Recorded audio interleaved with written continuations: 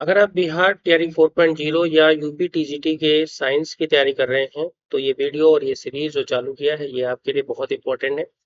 इस सीरीज में हम लोग एनसीईआरटी मतलब अभी हमने क्लास 9 से स्टार्ट किया है, उसके हम क्वेश्चंस को हम धीरे धीरे कर रहे हैं। जिसमें से 2 चैप्टर हमारे कंप्लीट हो गए हैं और अब हमारा तीसरा चैप्टर का आधा पार्ट भी कंप्लीट हो चुका है और आज उसी का हम पार्ट नंबर सेकेंड यहाँ पर करने के लिए बैठे हुए हैं।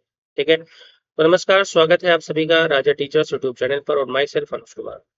चलिए देखते हैं आज की अपनी क्लास का पहला क्वेश्चन। क्वेश्चन ये कह रहा है कि परमाणुओं के उस समूह को क्या कहते हैं जिस पर एक शुद्ध या नेट आवेश विद्यमान रहता है। Question is saying that what is the group of atoms, what is the group of atom, यानी कि जो ग्रुप ऑफ एटम है उसको क्या कहेंगे। Carrying a net charge called, जिस पे नेट चार्ज कैरी होता है उसको क्या कहते हैं। देखो पहला ऑप्शन दिया है पॉली एटॉमिक आयन, दूसरा है मोनो एटॉमिक आयन, तीसरा है इनर्ट मॉलिक्यूल और चौथा है न्यूट्रल एटम। तो ध्यान से देखिएगा, अगर हम सारे ऑप्शंस को एक एक करके डिस्कस करते हैं तो पहला आता है मोनोएटॉमिक एटम। देखो मोनोएटॉमिक एटम अगर हमारे पास है तो इसका मतलब वहां पर कोई भी आयन तो होगा नहीं। जैसे मान लो हीलियम आपसे बोलते या आपसे बोल दे आर्गन बोलते या आपसे बोल दे क्रिप्टॉन बोलते, क्योंकि इनमें देखो केवल एक एक एटम है सभी जगह पर। क्या यहाँ पर कोई आयन बन सकता है? नहीं बन सकते। इसका मतलब ये ऑप्शन आपका गलत हो गया। कोई भी अगर इनर्ट मॉलिक्यूल है, इनर्ट मॉलिक्यूल जैसे यही आपके इनर्ट मॉलिक्यूल है, तो क्या यहाँ पर कोई आयंस बन सकते हैं? नहीं बन सकते। दूसरी बात, अगर कोई हमारे पास न्यूट्रल एटम है, जैसे न्यूट्रल ही एटम ही न्यूट्रल है, जैसे मान लिया हम आपसे बोल दे सोडियम हो गया, फ्लोरीन हो गया, ठीक है, फ्लोरीन हो गया, तो क्या इनमें कोई न्यूट्रल स्टेज पर कोई चार्ज बन रहा है? बिल्कुल नहीं बनेगा, तो ये भी गलत हो जाएगा। लेकिन अगर हम बात करें पॉली एटॉमिक आयन की, तो पॉली एटॉमिक आयन का मतलब यहाँ पर आयन हमारे बनते हैं। जैसे हम आपसे बोल दें, जैसे सीधी सी बात बोल दें, जैसे हम आपसे बोल दें NH4+, तो क्या ये आयन है? बिल्कुल आयन है। ठीक है, या फिर आपसे बोल दें SO4 2-, बिल्कुल आयन है। या आपसे बोल दें CO3 2-, तो ये सभी के सभी आयन का फॉर्मेशन करते हैं। यानी कि जो हमारा बहुपरमाणु का है, यानी कि ऑप्शन नंबर ए इसका करेक्ट आंसर हो जाएगा। ठीक है, चलो हम अगले क्वेश्चन की तरफ बढ़ते हैं। क्वेश्चन नंबर 2 हमारे क्या कह रहे हैं। Question number 2 is saying that किसी तत्व की संयोजन शक्ति यानी कि कंबाइनिंग कैपेसिटी या दूसरे परमाणुओं के साथ जुड़ने की जो क्षमता है उसको क्या कहते हैं। बोला गया कि what is the combining capacity of an element, यानी किसी भी कंबाइनिंग एलिमेंट की कंबाइनिंग कैपेसिटी क्या होती है, और its ability to combine with another atom, यानी कि जो दूसरे एटम के साथ कंबाइन करते हैं उसको क्या बोलते हैं। That is called the valency. उसी को हम क्या बोलते हैं? इसी को हम वैलेंसी बोलते हैं। ठीक है, वैलेंसी क्या होती है आप सभी को पता होती है। वैलेंसी हमारी एक कंबाइनिंग कैपेसिटी होता है। क्या होती है? कंबाइनिंग कैपेसिटी होती है। कैपेसिटी, ठीक है ना, with other atoms, other atoms. ठीक है, यानी दूसरे एटम के साथ कितना कंबाइन कर सकते हैं वही उसकी कंबाइनिंग कैपेसिटी होती है, और इसी कंबाइनिंग कैपेसिटी को वैलेंसी यानी कि हम इसी को बोल देते हैं संयोजकता बोलते हैं। क्या बोलते हैं? इसी को बोलते हैं संयोजकता। एटॉमिक वेट हमारा जो है कंबाइनिंग कैपेसिटी नहीं होता है, उसका जो वेट होता है किसी भी एटम का वेट एटॉमिक वेट होता है। एटॉमिसिटी का मतलब होता है कि the number of atoms, number of atoms, ठीक है, number of atoms in a molecule, यानी कि किसी भी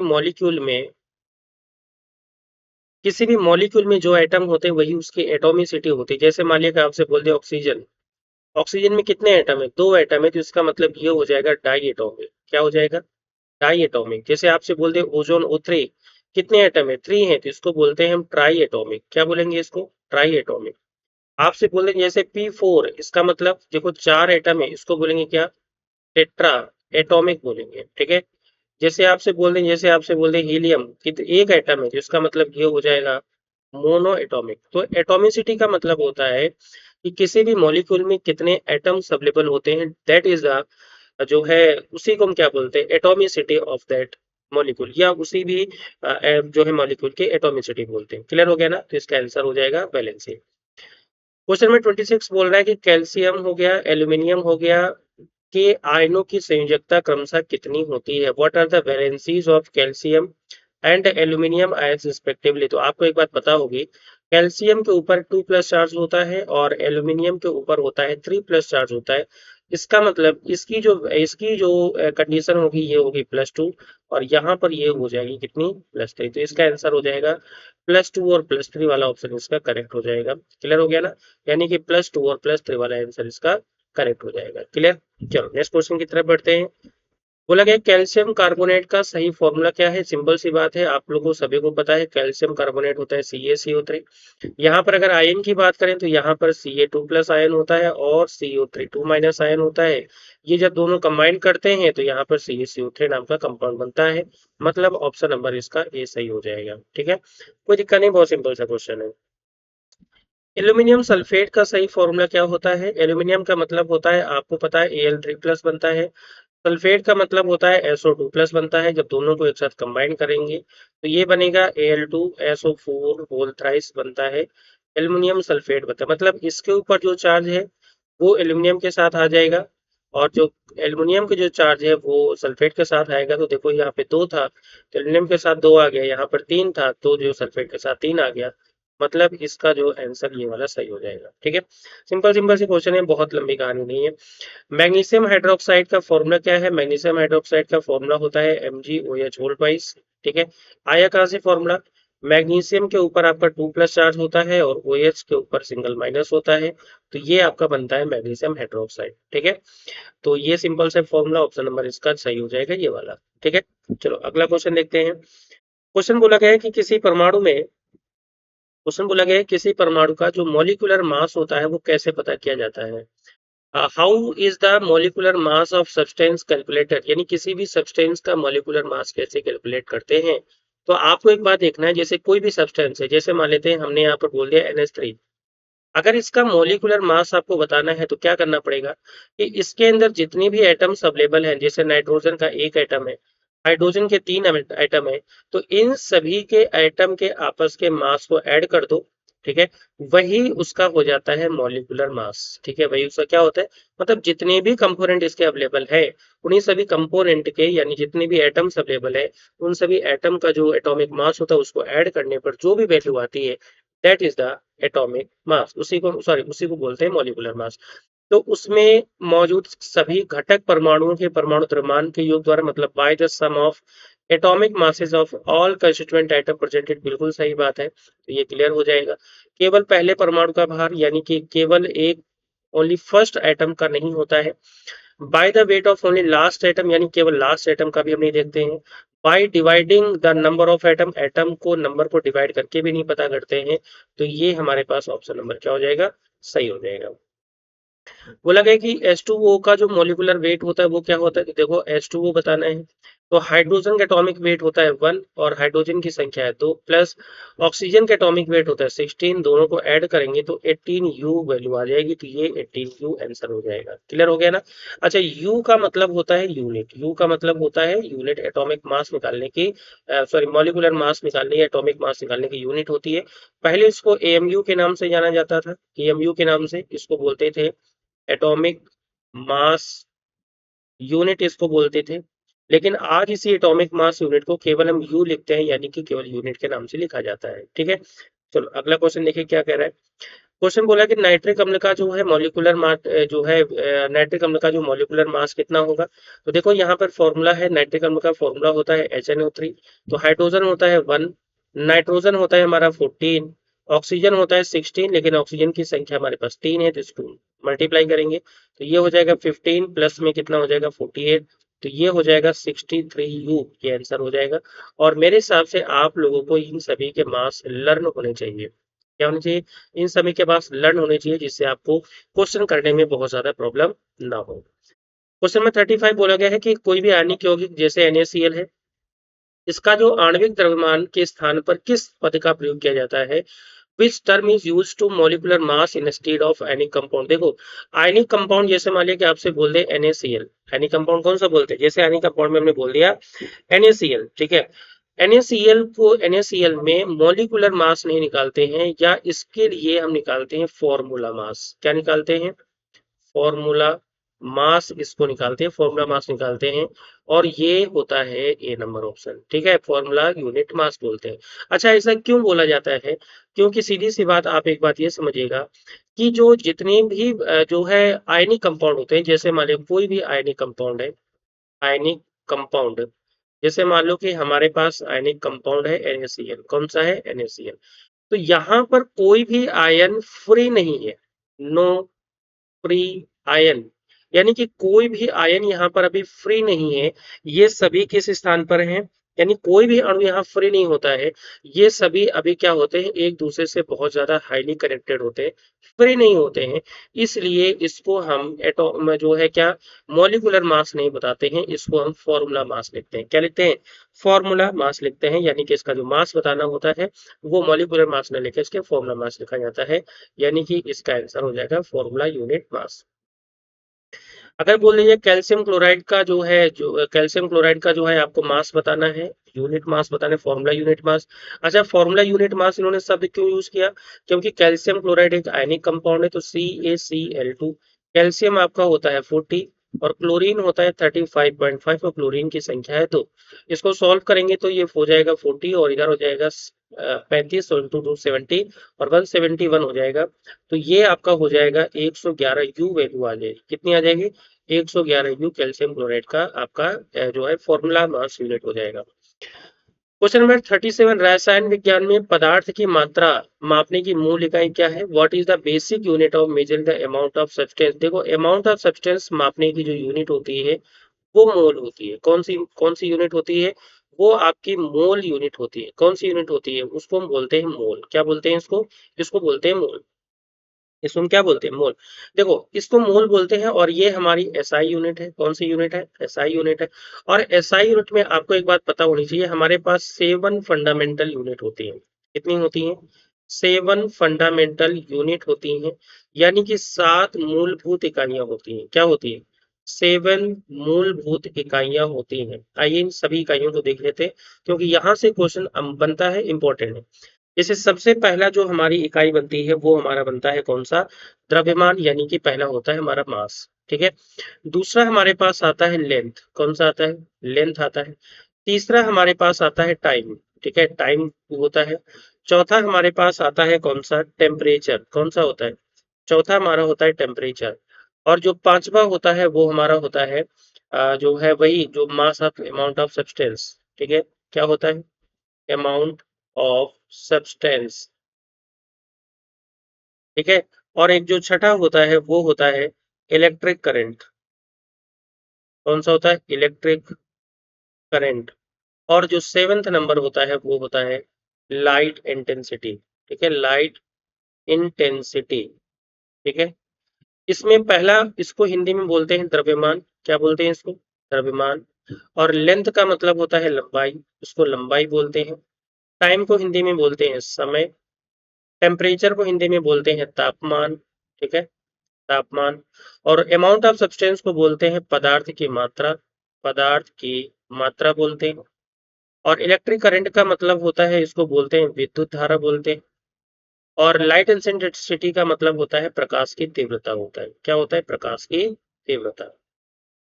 इन सभी की एक काम करते हैं, इन सभी की यूनिट भी एक बार देख लेते हैं। इन सभी की यूनिट देखो क्या होती है। ठीक है, एसआई यूनिट बहुत इंपॉर्टेंट है। जैसे मास की एसआई यूनिट होती है किलोग्राम, इसको केजी से लिखते हैं। लंबाई की एसआई यूनिट होती है मीटर, इसको लिखते हैं मीटर, इसको लिखते हैं स्मॉल एम से। टाइम की यूनिट होती है हमारी सेकेंड, टाइम की यूनिट होती है हमारी सेकेंड, इसको स्मॉल एल से लिखते हैं। टेम्परेचर की यूनिट होती है केल्विन और इसको लिखते हैं कितने, के से लिखते हैं। अमाउंट ऑफ सब्सटेंस की यूनिट होती है मोल और इसको रिप्रेजेंट करते हैं एमओएल से। ध्यान समझिएगा, मोल होता है रिप्रेजेंट एमओएल से करते हैं। विद्युत धारा की यूनिट होती है एम्पियर, इसको आई से लिखते हैं। और प्रकाश की तीव्रता की यूनिट होती है कैंडेला, इसको बोलते हैं सीडी से। ठीक है। तो ये हमारी 7 फंडामेंटल यूनिट होती हैं, जो कि जो है आपको ये बहुत ज्यादा पता ही होना चाहिए 7 फंडामेंटल यूनिट हमारी कौन कौन सी हैं। तो एक बार जो है आप सभी लोग जो है इनको चीजों को ध्यान से समझिएगा, क्योंकि ये क्वेश्चंस आपके लिए थोड़ा सा इंपॉर्टेंट है। तो अमाउंट ऑफ सब्सटेंस मापने की जो हमारी यूनिट होती है वो जो मापते हैं मोल से मापते हैं। ठीक है, मोल से इसको मापते हैं। ठीक है, चलो क्वेश्चन नंबर 39 क्या कह रहा है।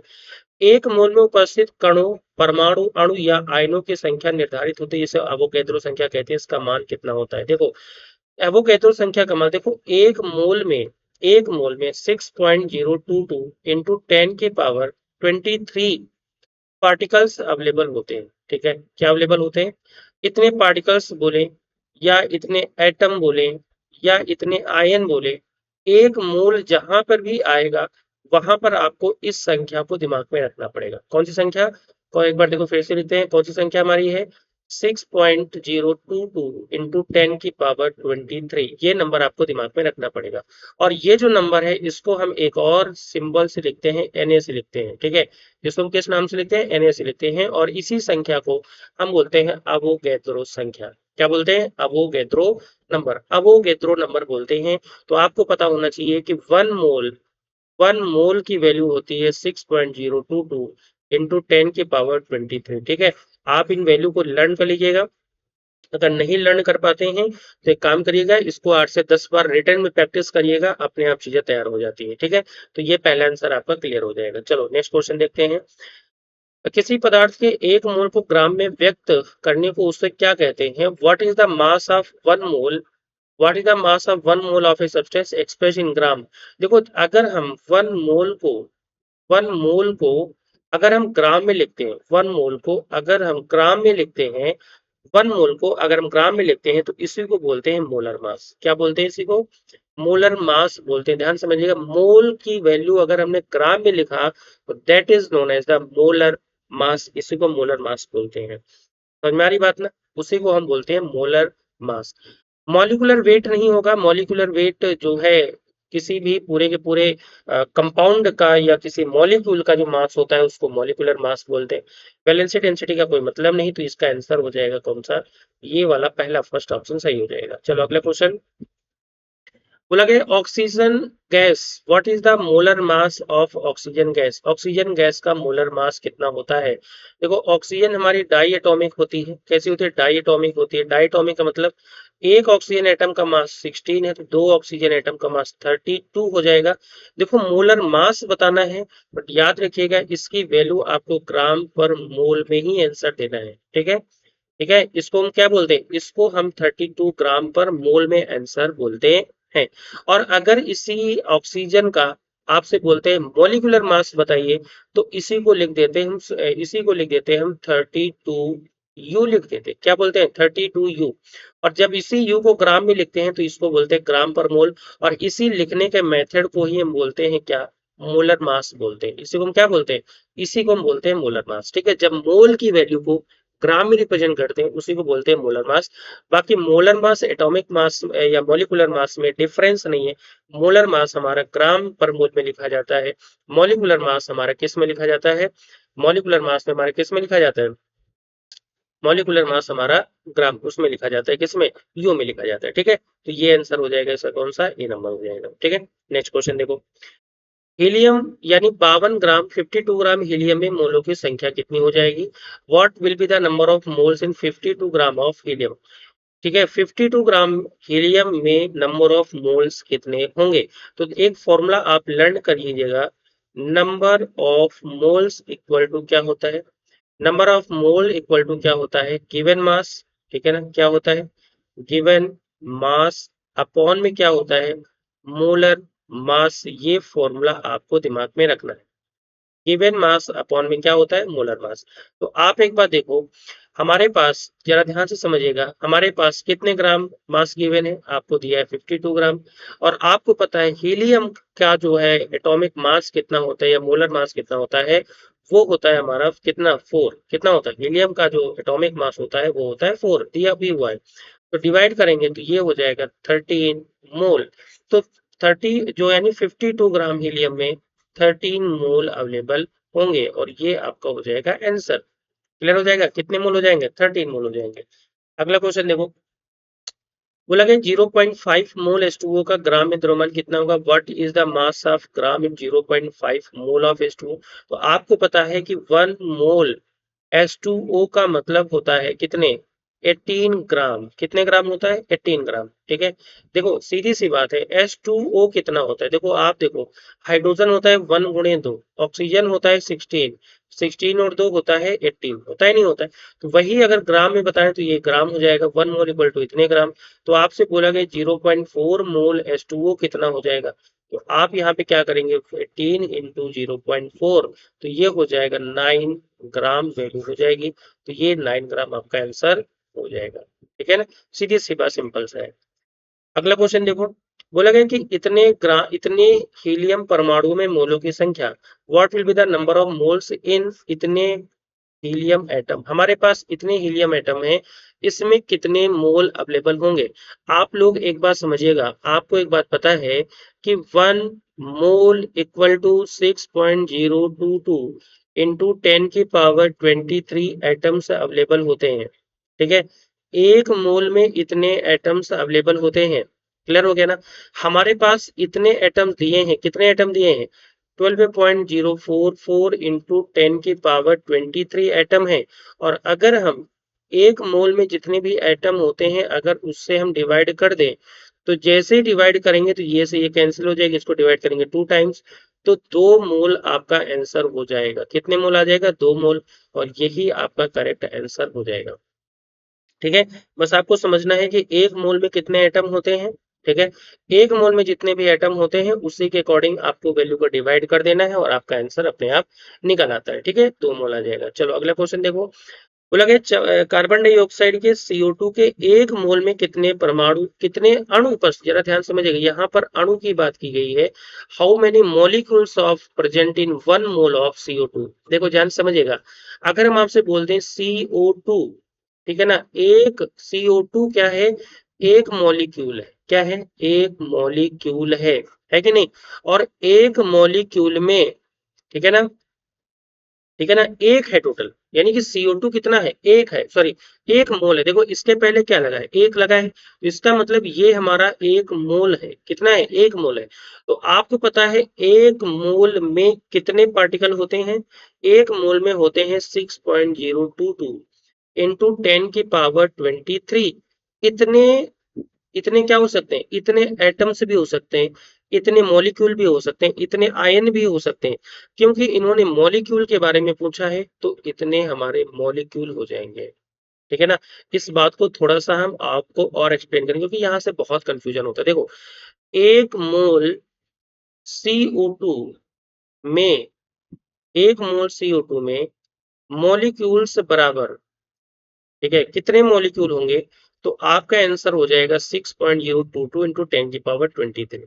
लेकिन अगर यही बोल दें 1 मोल CO2 में कार्बन के एटम्स कितने होंगे, तो आपका आंसर, देखो कार्बन के एटम कितने हैं, एक ही तो है ना, तो इसका मतलब कार्बन के एटम भी हमारे इतने ही होंगे। बट इस बार यहाँ पे लगेगा इतने एटम्स और यहाँ पे लगेगा इतने मॉलिक्यूल्स। ठीक है ना, मॉलिक्यूल्स।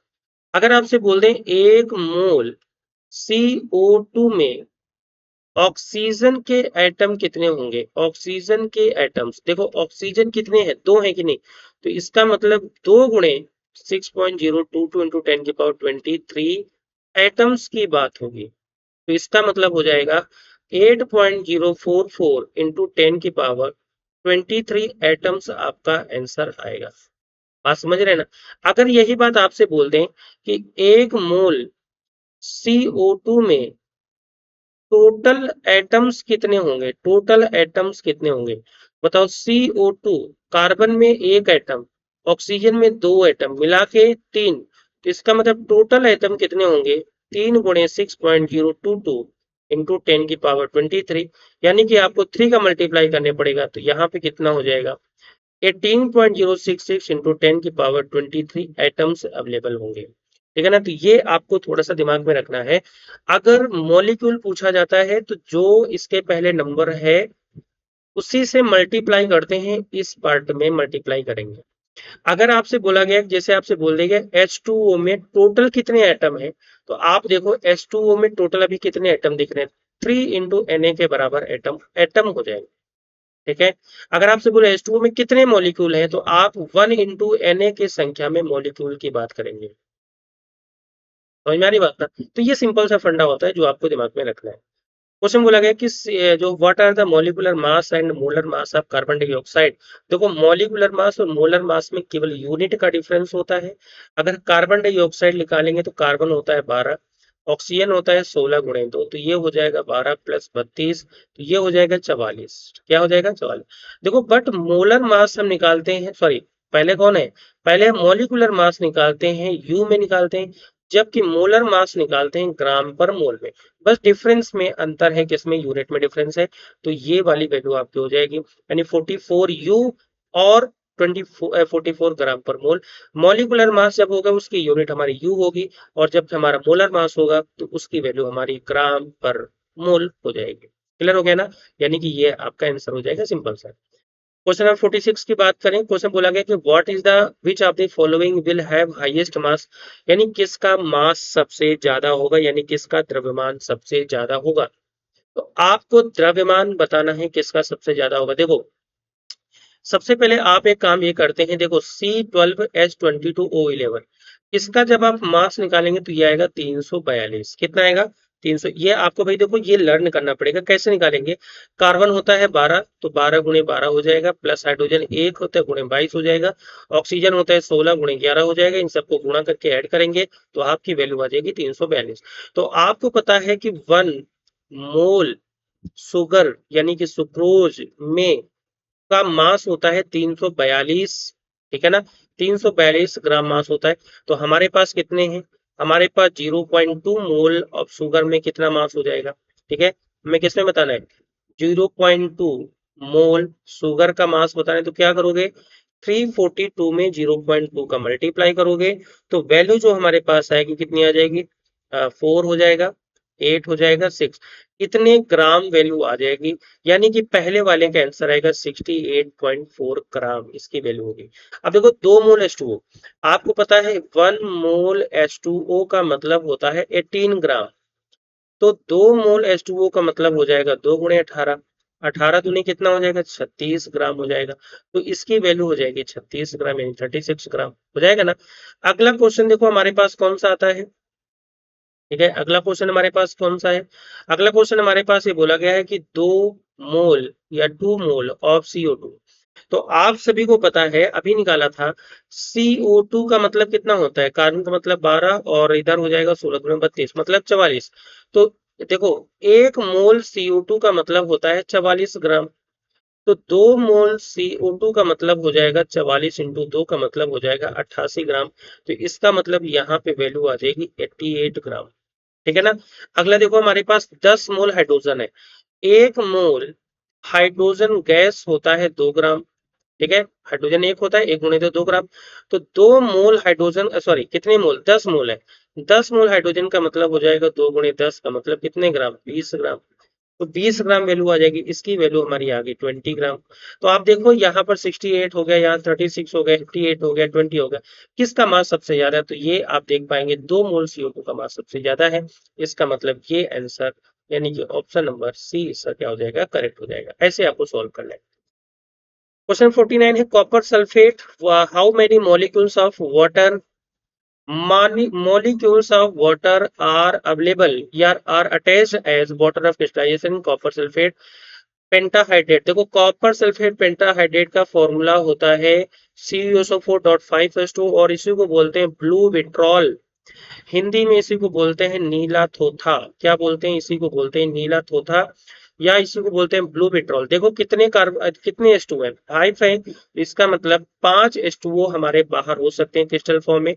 इसका मतलब 5 मॉलिक्यूल्स हो जाएगा, यानी कि ऑप्शन नंबर ए हो जाएगा। बोला गया कि कार्बन 12 में उपस्थित परमाणु की संख्या किसके बराबर होती है। ठीक है, क्वेश्चन बोला गया है कि हमारे पास कार्बन 12 है, इसमें कितने? कार्बन 12 के 12 ग्राम में, देखो ध्यान समझिएगा, कार्बन 12 के 12 ग्राम में परमाणु की संख्या किसके बराबर होती है? The number of atoms present in 12 gram of carbon equal to which of the following. देखो 1 ग्राम कार्बन का मतलब होता है 12 ग्राम होता है। ठीक है, नहीं 1 मोल, 1 मोल कार्बन का मतलब 12 ग्राम। तो अगर 12 ग्राम कार्बन है, इसका मतलब हमारे पास कितने मोल है? 1 मोल ही तो ना। और 1 मोल की संख्या हमेशा इक्वल होती है अवोगैड्रो नंबर के बराबर। अवोगैड्रो का मतलब 6.022 इंटू 10⁻23 इतने के बराबर ही होती है। तो इसका मतलब होता है 12 ग्राम CO2 का मतलब कितने नंबर होंगे? 6.022 इंटू 10⁻23 के बराबर वैल्यू हो जाएगी। क्या आपके पास समझ में? देखो बोला गया है कि 12 ग्राम ऑफ कार्बन एटम, एक एटम कार्बन का मास होता है 12 ग्राम। एक एटम मास होता है 12 ग्राम, मतलब 12 ग्राम है। इसका मतलब 1 मोल कार्बन है। एक मतलब अगर 12 ग्राम है तो इसका मतलब 1 मोल है, और 1 मोल की संख्या किसके बराबर होती है, 1 मोल की संख्या किसके बराबर होती है, जो है एवोगैड्रो नंबर के बराबर। अगर एवोगैड्रो नंबर हमारे पास कितना है, यही नंबर होता है, तो इसका मतलब ऑप्शन नंबर ए हो जाएगा।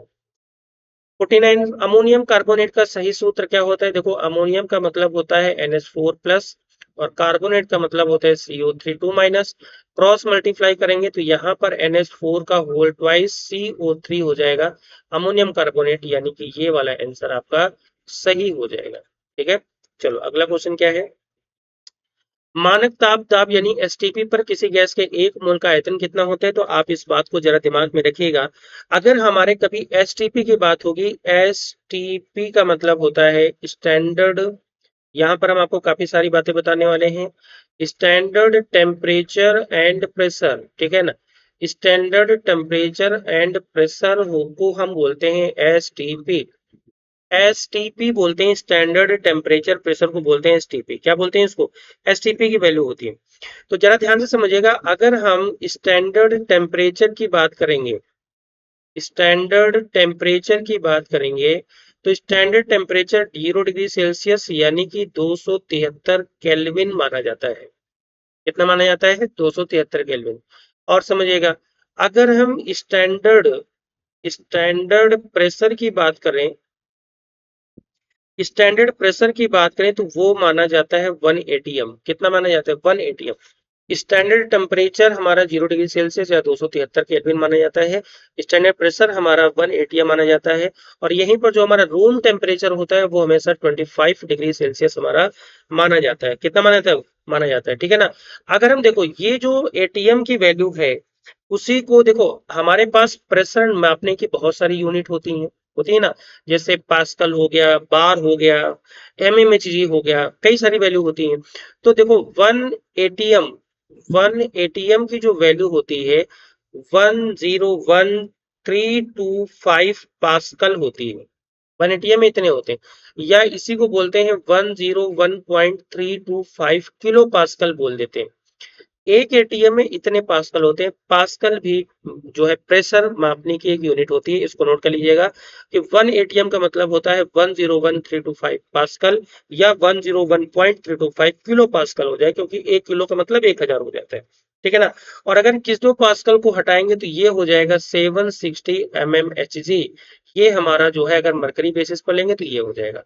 तो ये हमने कन्वर्ट किया किसमें, ये हमने कन्वर्ट किया स्टैंडर्ड। ठीक है ना, ये हमारे पास स्टैंडर्ड बुक्स में वैल्यू लिखी होती है। ठीक है, लेकिन जो हमारे पास आईयूपीएससी का जो नोटेशन होता है, वो लोग बार में इसको मेपर करते हैं। किसको मेजर करते हैं, बार में मेजर करते हैं। तो एक बार का मतलब होता है 10⁵ पास्कल। एक बार का मतलब होता है 10⁵ पास्कल होता है, या 0.987 एटीएम माना जाता है एक बार की वैल्यू। ये सब याद कर लीजिएगा। एक बार का मतलब होता है 10⁵ पास्कल, या फिर 0.987 एटीएम माना जाता है। ठीक है ना। ये तो हो गई हमारी प्रेशर की। अब हम बात करते हैं कि एक मोल का आयतन कितना होता है। एक मोल का आयतन, देखो ट्रेडिशनल बुक में एक मोल में 22.4 लीटर माना जाता है। एक मोल में कितना होता है, 22.4 लीटर माना जाता है। ये हमारी स्टैंडर्ड बुक होती है, एक मोल में इतने लीटर माना जाता है, यानी कि 22.4 इसका आंसर हो जाएगा। लेकिन आईयूपीएससी ने क्या कहा है, इसको 22.7 ml यानी कि 24.7 ml इसको इन्होंने, एक मिनट क्या है, 22.7 ml इन्होंने इसको मान रखा है आईयूपीएससी। खैर इससे हमारा कोई मतलब नहीं, हमें ये वैल्यू आपको दिमाग में रखनी है। एक मोल में कितना होता है, 22.4 लीटर आता है। जब हम बात करेंगे वॉल्यूम की बात करेंगे, किसकी बात करेंगे, वॉल्यूम की बात करेंगे, तो इसका आंसर हमारा फर्स्ट हो जाएगा 22.4। ये आपको समझना है। ठीक है, तो देखो ये हमारे यहाँ पे टोटल कितने क्वेश्चन होंगे, तो हमारे यहाँ पे टोटल 50 क्वेश्चन हो गए हैं। तो आज से हमारी क्लास 9th का चैप्टर नंबर 3 भी कंप्लीट होता है। इसी के साथ हम जो है अगला चैप्टर को जंप करेंगे। नेक्स्ट चैप्टर, नेक्स्ट वीडियो में चैप्टर नंबर 4 के स्टार्टिंग के 25 क्वेश्चन हम सॉल्व करेंगे। 50-50 क्वेश्चन हर चैप्टर के चल रहे हैं।